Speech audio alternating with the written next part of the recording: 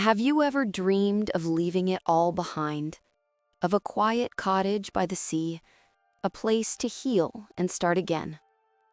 That was Elara Vance's dream when she inherited her uncle's home in the picture-perfect town of Haven's End.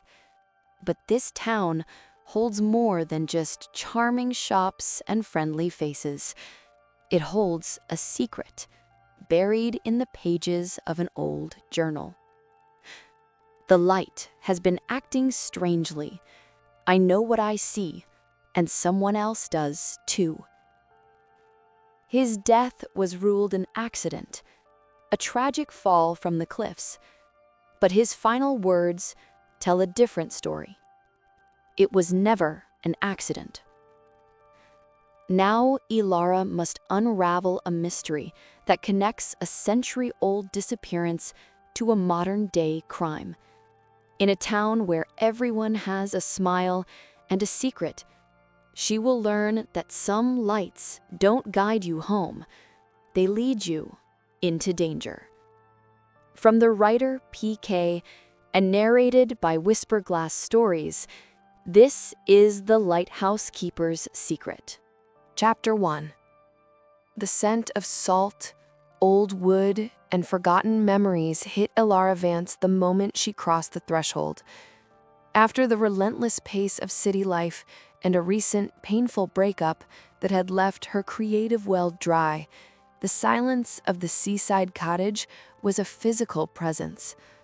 It had been a decade since she last visited her Uncle Finn, the man who smelled of pipe tobacco and the sea, a quiet giant with eyes that crinkled when he smiled. His sudden death, a fall from the cliffs near the abandoned Seaview Lighthouse, had been a shock, a cold phone call that had severed one of her last ties to a happy childhood. Now, as his sole heir, she was the owner of the Salty Dog, a quaint, shingled cottage perched on the edge of the world in the tiny Maine village of Haven's End. Her real estate agent in the city had called it a charming fixer-upper with ocean views. Elara, a writer by trade, saw it as a potential tomb of writer's block. But as she ran a hand over the mantelpiece, tracing the dust from a collection of sea glass and intricately carved wooden birds, her heart ached with a fondness she hadn't expected. The town lawyer, a kind-faced man named Mr. Henderson, had met her with the keys, his handshake firm and his condolences sincere. "Finn was a good man, one of our best," he'd said, his voice tinged with genuine sorrow. "The whole town misses him. It was a terrible accident." Now, alone in the quiet, Elara unpacked her single suitcase, her laptop feeling like an alien artifact in the cozy, rustic space.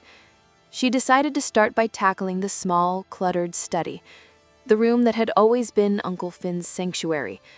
Books on maritime history and ornithology lined the shelves, interspersed with more of his beautiful carvings.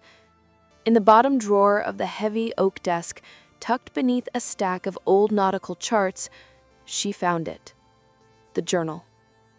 It was bound in worn, supple leather, its pages thick and slightly yellowed.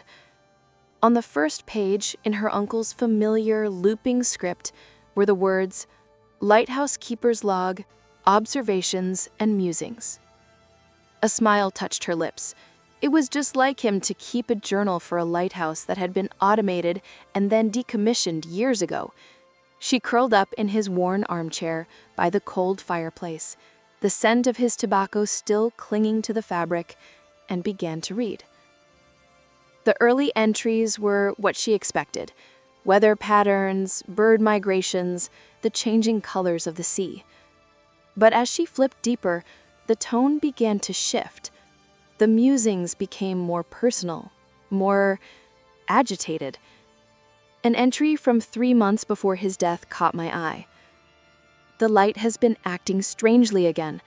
Flickers in a pattern that isn't random. I've tried to tell them, but they think I'm just a sentimental old man clinging to a dead post. But I know what I see, and someone else does too." Ilara's breath hitched. She read on, her heart pounding. The final entry, dated the day he died, was a single, chilling line. I found it. The proof is in the light's first keeper. It was never an accident. If anything happens to me, look at the sentence was unfinished, cut short by a frantic, ink-blotted scrawl. Ilara's blood ran cold. An accident? The town, the lawyer, everyone had called it a tragic accident, but Uncle Finn's last words screamed of something else entirely. Chapter 2. The morning sun glittered on the calm waters of the cove, but the journal's ominous final entry lay heavy on Ilara's mind.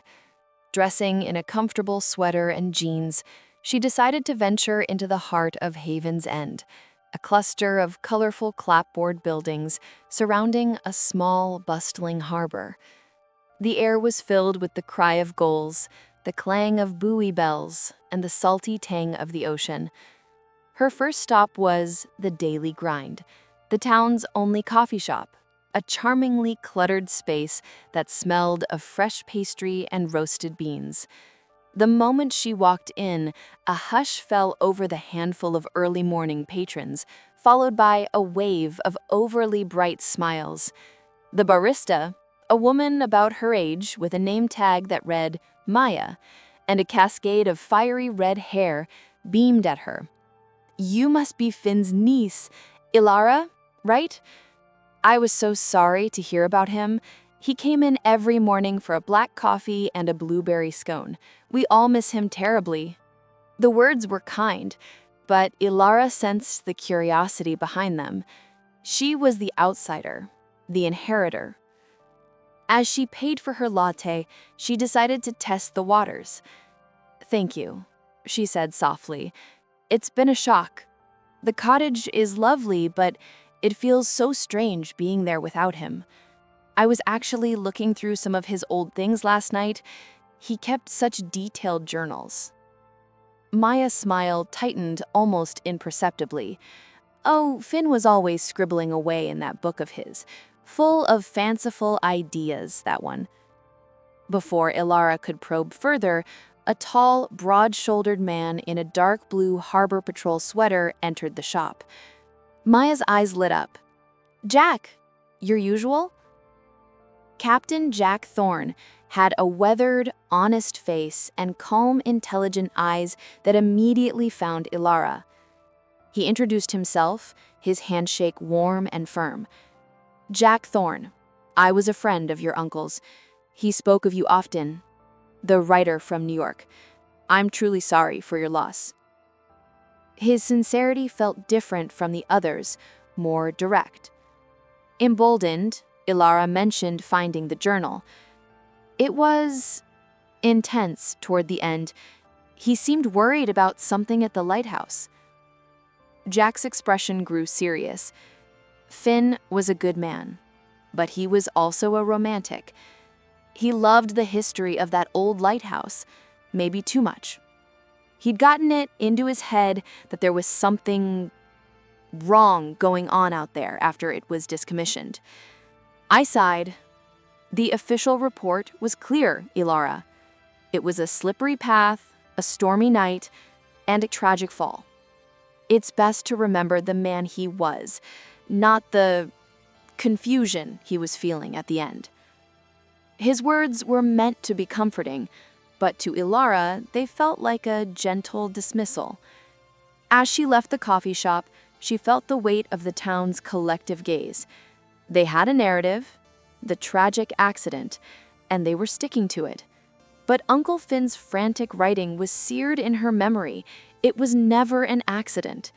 Someone in this charming, close-knit town was hiding something, and every smiling face was now a potential mask. Driven by a restless energy, Elara decided to see the lighthouse for herself. The path to Seaview Point was overgrown with gorse and wild roses, the gravel crunching under her boots. The lighthouse itself was a stoic, whitewashed tower, its paint peeling, standing sentinel against the vast gray Atlantic. A condemned keep out sign was nailed to the boarded-up door, rusted and official. The air was colder here, the wind whipping her hair as she stood at the edge of the cliff, looking down at the jagged rocks where the waves crashed with a relentless roar. A shiver, unrelated to the chill, ran down her spine. This was where he fell. Pushing away the grim thought, she circled the base of the tower.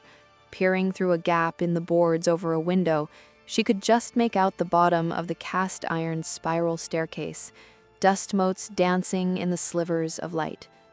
It felt desolate, forgotten. But as she was about to turn back, a glint of something metallic caught her eye, half buried in the soft earth near the foundation.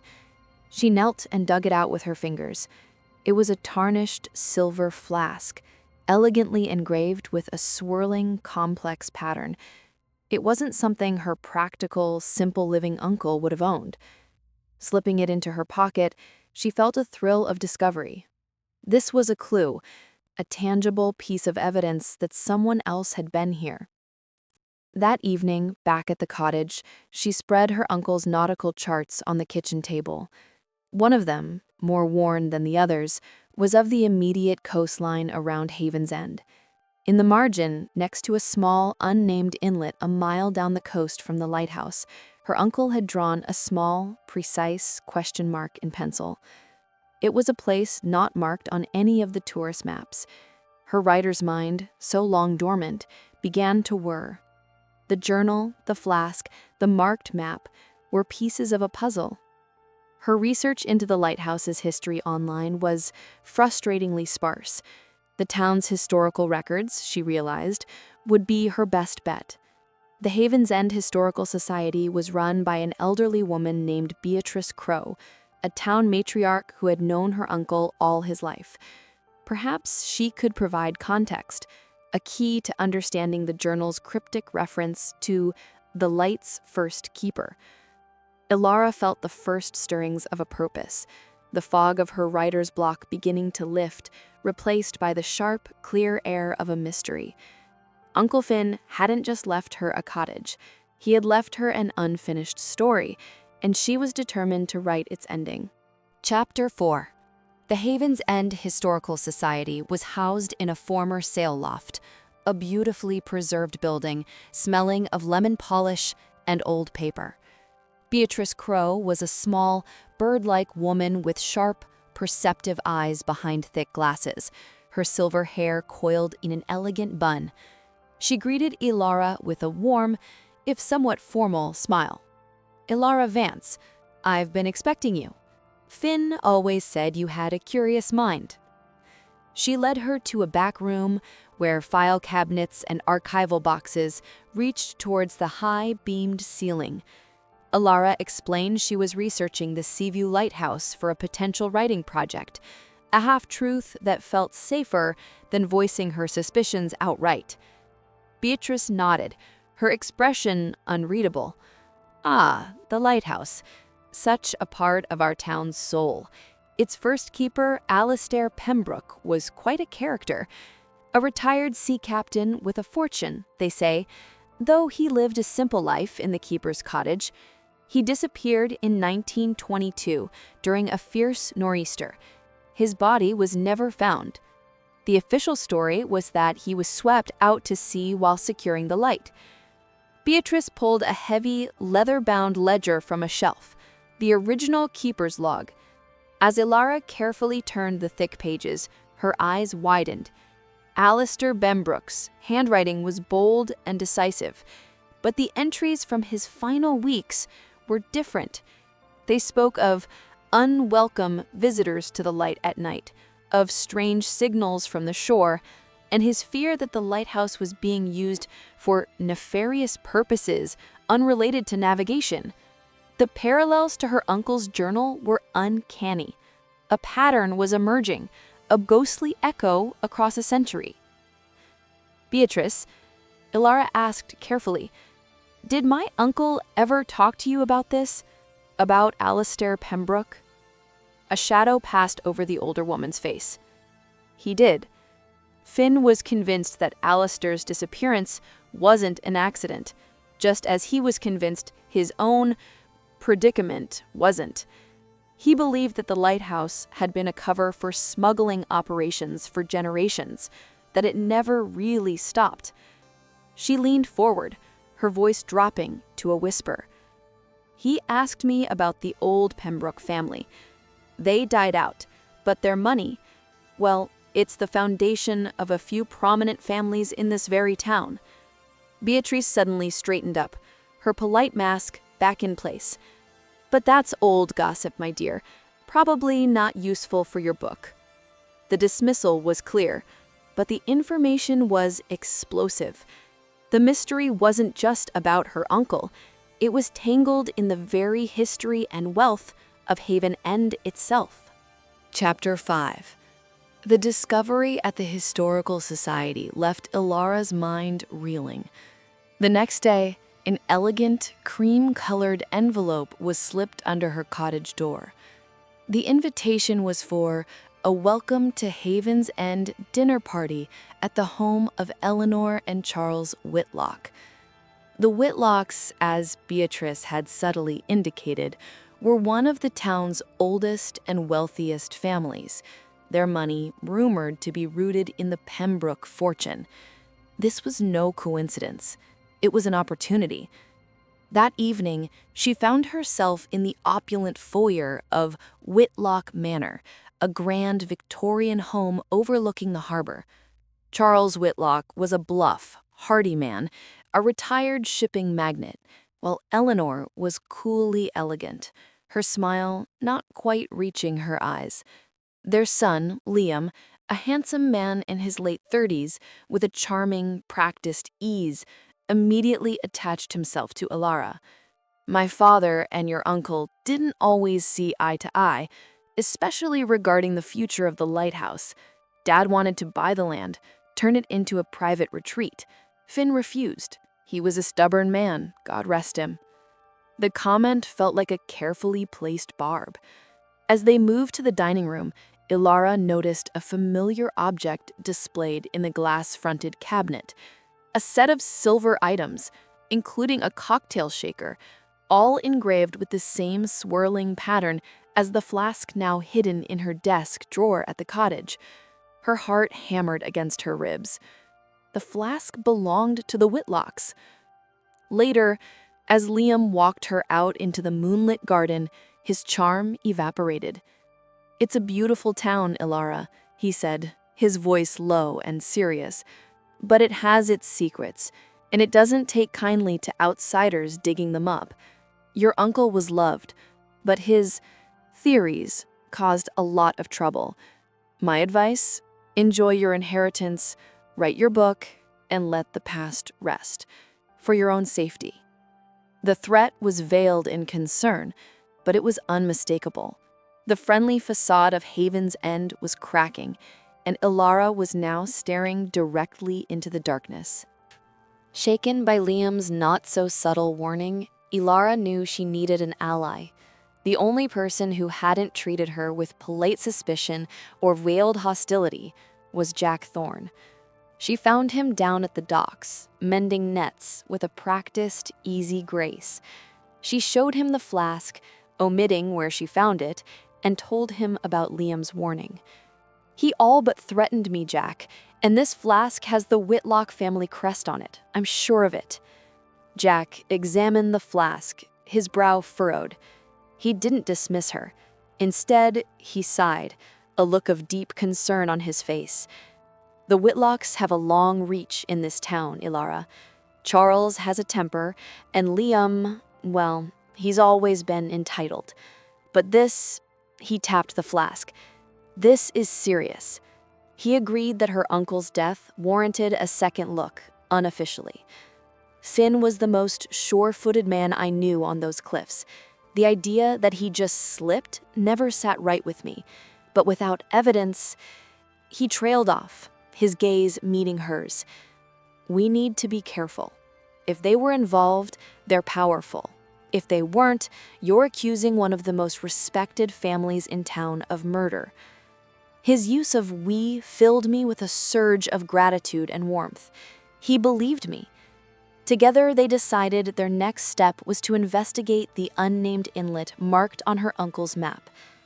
Under the cover of a misty afternoon, Jack took his small, unmarked fishing boat out, keeping it distant from the Maine harbor traffic. The inlet was a hidden cove, accessible only by sea, shielded by high rocky walls. And there, tucked away in a sea cave barely visible from the open water, they found it. A modern, high-powered speedboat, camouflaged with a tarpaulin, along with several empty, heavy-duty plastic crates. This was no fishing spot. This was a staging ground. Someone was using Haven's End's secluded coastline to move something, and the abandoned lighthouse was the perfect lookout point. The accident was looking more and more like a calculated silencing. Chapter 7. The discovery in the cove confirmed everything. Her uncle had stumbled upon an active smuggling operation and had been killed for it. But what were these smuggling, and how did the lighthouse fit in? Elara returned to the journal, reading the entries about the flickering light with fresh eyes. Uncle Finn wasn't just noting malfunctions, he was documenting a code. Late that night, armed with a powerful flashlight from Jack's boat, she stood at the cottage's back window, which had a clear view of the lighthouse tower. For an hour, nothing. Then, just as the journal indicated, a faint light flickered from the very top of the sealed tower. It was quick, a series of short and long bursts. Her breath caught. It was Morse code. She scrambled for a pen and paper, her hand trembling as she translated the simple, repeating message, "Clear to approach." The lighthouse wasn't just a lookout. It was an active part of the operation, a clandestine signal tower, using a light everyone assumed was dead. The conspirators had to have a way in. The next morning, she and Jack did a more daring, daylight reconnaissance of the lighthouse grounds, avoiding the main path. Around the back, almost completely obscured by a thicket of thorny brambles, they found it. A newer, heavy-duty padlock on a previously boarded-up service hatch at the base of the tower. It looked old and rusted at a glance, but on closer inspection, the rust was superficial. The lock itself was modern and well-oiled. This was how they got inside. Her uncle's final entry screamed in her mind. The proof is in the light's first keeper. She was sure now the proof wasn't just in the historical logs. It was physically inside the lighthouse, a place she now had to break into. The plan was fraught with risk. Under the cover of a moonless, overcast night, Elara and Jack used bolt cutters to snap the padlock on the service hatch. The sound was shockingly loud in the silence. The inside of the lighthouse was a tomb of cold, damp air and swirling dust. Using Jack's heavy-duty flashlight, they began the arduous climb up the spiral staircase, their footsteps echoing ominously in the hollow tower. The lamp room at the top was a bizarre juxtaposition. The historic Fresnel lens, dull and dormant, sat in the center, but around it was a setup of modern, battery-powered equipment, a high-intensity signal lamp, a high-frequency radio, and a high-powered telescope pointed directly at the hidden cove. This was the nerve center. But where was the proof? Elara remembered the words, "the light's first keeper." She ran her hands over the ancient stone walls of the lamp room, feeling for anything loose. Behind a loose stone near the base of the lens housing, her fingers found a gap. Pulling the stone free, she reached into the cold, cobwebbed cavity and pulled out a small, oilskin-wrapped package. Her hands shook as she unwrapped it. Inside was Alistair Pembroke's personal journal from 1922. and tucked within its pages, a fragile, yellowed letter. It was a confession written by a man named Silas Whitlock, Charles's great-grandfather. He detailed how he and his partners had used the lighthouse to coordinate rum running during Prohibition. Alistair Pembroke had discovered their operation, and Silas had confronted him at the lighthouse during the storm, resulting in a struggle that sent the first keeper to his death. Silas, racked with guilt but too cowardly to face justice, had hidden the truth, using the family fortune built on that crime to secure their legacy. This was the proof her uncle had found, the original sin of the Whitlock family, a secret they were clearly still willing to kill to protect, a century later. Chapter 9. With the oilskin packet safely hidden back at the cottage, Elara and Jack knew they had the historical truth, but they needed to connect it directly to her uncle's death and the modern smuggling. The Whitlocks were too clever to be directly involved in the dirty work. They needed to identify the current operatives. Jack, using his harbor patrol authority discreetly, began pulling logs of boat traffic and radio transmissions from the night of Finn's death and recent signal sightings. Meanwhile, Elara decided to confront Beatrice Crowe with what they had found, hoping the older woman's loyalty to history would outweigh her loyalty to the town's powerful family. She showed her the letter. Beatrice's face paled. "So it's true," she whispered, her hand trembling. "All of it." She confirmed that the Whitlock fortune was indeed built on Silas's crime. "But Charles, he would never—" She trailed off, but a new fear was in her eyes. She admitted that Liam had been in serious financial trouble, his lifestyle far outstripping his trust fund. The modern operation, she feared, was Liam's doing, a desperate attempt to fund his debts, likely using his father's old shipping contacts. Charles probably knew and was covering for his son. The pieces of the modern mystery were snapping into place with a terrifying clarity.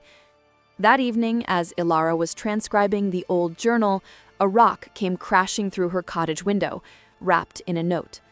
The message was short and brutal. "You have what belongs to us. Leave it at the lighthouse tonight, or you'll share your uncle's fate." They knew she had the evidence. The net was tightening. Jack insisted on setting up a watch on the cottage, his presence a solid, comforting bulwark against the fear. As they sat in the dim light, waiting, the professional respect between them began to soften into something deeper, a connection forged in shared danger and a common purpose. Chapter 10. They couldn't hand over the evidence, but they also couldn't ignore the threat. It was time to force the conspirators into the open. With Jack's knowledge of police procedure and the help of a trusted state police contact from a neighboring jurisdiction, they devised a plan. They would stage a handoff.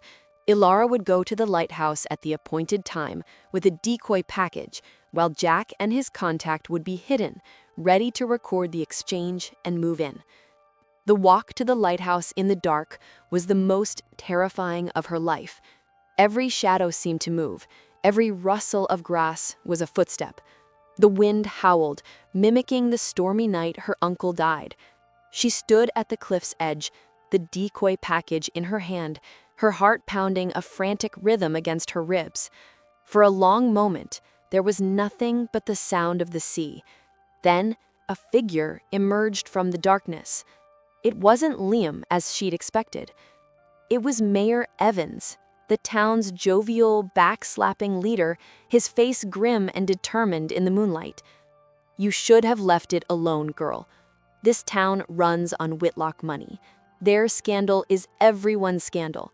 Finn's accident was a necessity to keep the peace, to protect the community." He held out his hand for the package. In that moment, Elara understood the true insidious nature of the conspiracy. It wasn't just one family. It was a system, a web of complicity where the town's leaders protected its powerful citizens no matter the cost. Just as Mayor Evans took a step forward, Jack and his contact emerged from their hiding places. "It's over, John," Jack said, his voice steady and authoritative. But before they could reach him, a second figure lunged from the shadows behind Elara. It was Liam, his face contorted with panic and rage. He grabbed her, and in the struggle, he lost his footing on the wet, slippery edge of the cliff. With a cry, he fell, his hand desperately scrabbling for purchase on the crumbling turf. It was a horrifying mirror of her uncle's fate. Without a second thought, Elara dropped to her stomach and grabbed his wrist, her own body sliding perilously close to the edge, the dark, churning water waiting below. Chapter 11. Straining with all her might, Elara held on to Liam's wrist, the rocks below seeming to pull at him with a gravitational force. His eyes, wide with terror, met hers. In that suspended moment between life and death, the facade of the arrogant air was completely gone, replaced by raw, primal fear. Jack rushed to her side, anchoring her and helping to haul the gasping, terrified Liam back to solid ground, where he was immediately handcuffed by Jack's state police contact. Mayor Evans, seeing the game was up, surrendered quietly, his shoulders slumped in defeat. Back at the safety of the cottage, with the state police conducting their official investigation, the full story tumbled out from a shaken, cooperative Liam. He confessed to running a smuggling operation, moving stolen antiquities using his father's old shipping routes. The lighthouse was the perfect communications hub. Finn had discovered it and had tried to confront Liam, giving him a chance to come clean. But during that confrontation on the cliff, a struggle had ensued. Liam hadn't meant to push him, but he had, and Finn had fallen. It was, as he claimed, a panicked accident born of a terrible secret, not a premeditated murder. He and the mayor then worked to make it look like a simple fall, perpetuating the accident narrative to protect the Whitlock name, and, by extension, the town's economic stability. Charles Whitlock, it turned out, had been largely in the dark, only suspecting his son's newer crimes and trying to clean them up after the fact. The historical secret, however, had died with Silas. The relief that washed over Elara was profound and complex. It wasn't the cold, calculated murder she had imagined, but a tragic, preventable death born of greed and cowardice. Justice would be served for her uncle, and the dark shadow over Haven's End was finally lifting. As the first light of dawn painted the sky in hues of pink and gold, she stood on the cottage porch with Jack. "You were incredibly brave," he said softly, his hand finding hers. "Finn would be so proud of you." For the first time since arriving, Elara felt a true sense of peace and of belonging. Chapter 12. The following weeks were a time of healing and renewal for Haven's End. With the arrests of Liam Whitlock and Mayor Evans, the town was forced to confront its own complicity. Charles Whitlock, shamed and heartbroken, donated a significant portion of his wealth to a new town historical preservation fund, administered by a newly empowered Beatrice Crowe. The true history of the Lighthouse and Alistair Pembroke was made public, finally giving the first keeper the honor he deserved. Elara, no longer an outsider but a part of the town's fabric, found her writer's block had vanished. She spent her days writing, not just the mystery novel that had fallen into her lap, but also a non-fiction account of the lighthouse's true history, with Beatrice's eager assistance. The cottage, the salty dog, was no longer a place of sad memories, but a home filled with light and purpose. One evening, she and Jack walked up to Seaview Point. The condemned sign was gone. The town council, with input from Elara, had decided to restore the lighthouse, not as a working beacon, but as a museum and memorial to both Alistair Pembroke and Finn Vance, the two keepers who had guarded its secret with their lives. Standing there with Jack's arm around her, looking out at the peaceful, endless ocean, Elara knew her life had irrevocably changed. She had come to Haven's End running from her past and had instead run straight into her future.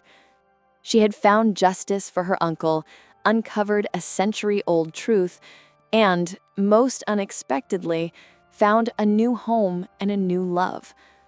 The lighthouse keeper's secret was finally safe, not because it was hidden, but because it was now a story of redemption, a beacon reminding everyone that even the deepest secrets cannot stay buried forever against the persistent, hopeful light of the truth.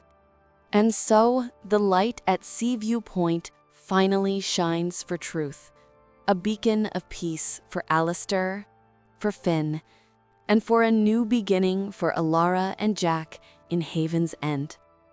The lighthouse keeper's secret was safe at last, not in the shadows, but in the light. If you were swept away by the secrets of Haven's End, there are a few ways you can keep the mystery alive. First, make sure you never miss a story. Subscribe to my channel and hit the bell icon so you're the first to know when our next tale begins. The journey doesn't have to end here. We have a whole library of mysteries waiting for you. Click the video on screen now to get lost in another captivating story. Now, I would like to hear from you. Head down to the comments and tell us, if you inherited a mysterious seaside cottage, what's the first thing you would investigate? Or, which character did you trust the most, and who did you suspect all along? This has been The Lighthouse Keeper's Secret, written by PK, narrated by Whisper Glass Stories. Thank you so much for listening.